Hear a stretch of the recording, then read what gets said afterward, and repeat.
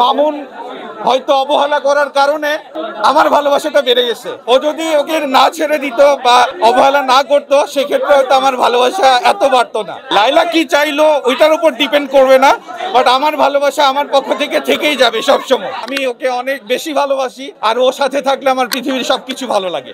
মানে আমরা 80 থেকে আর এসি কাভার দেয় না, এটা কি আমাদের গরম নাকি আমাদের ভালোবাসার গরম, এটা আমি আসলে বুঝতে পারছি না। ভালোবাসার মানুষকে নিয়ে আসতে যেহেতু আটকে সামনে থেকে একটু জানতে চাই, এবং আজকে আপনার ভালোবাসার মানুষকে আপনার সঙ্গে এসেছে। হ্যাঁ, অফকোর্স আমি ওকে অনেক বেশি ভালোবাসি, আর ওর সাথে থাকলে আমার পৃথিবীর সবকিছু ভালো লাগে।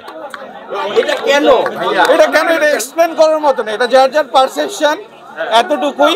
ভালো লাগে, ভালোবাসি, এই তো, এর বাইরে কিছু না। দেখুন ভাই, এত ভালোবাসা আপনার কোথা থেকে আসলো? আসলে একটা সময় দেখেছি যে প্রিন্স মামুন এবং লায়লার ভালোবাসা, তারা লায়লা মজনু, মানে এই ব্যাপারটা ছিল। এখন লিখুন লায়লা, মানে এই ব্যাপারটা কেন ভাইয়া?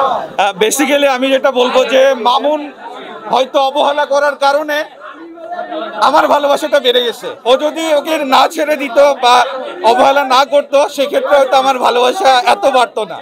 ওর অবহেলাতে আমার ভালোবাসার পরিমাণটা বেড়ে গেছে, আমি এটা মনে করি। থাকবে এই ভালোবাসা নাকি আপনিও ছেড়ে দিবেন? আমি তো কখনোই ছাড়তে চাই না, আমি লাইফ টাইম থাকতে চাই।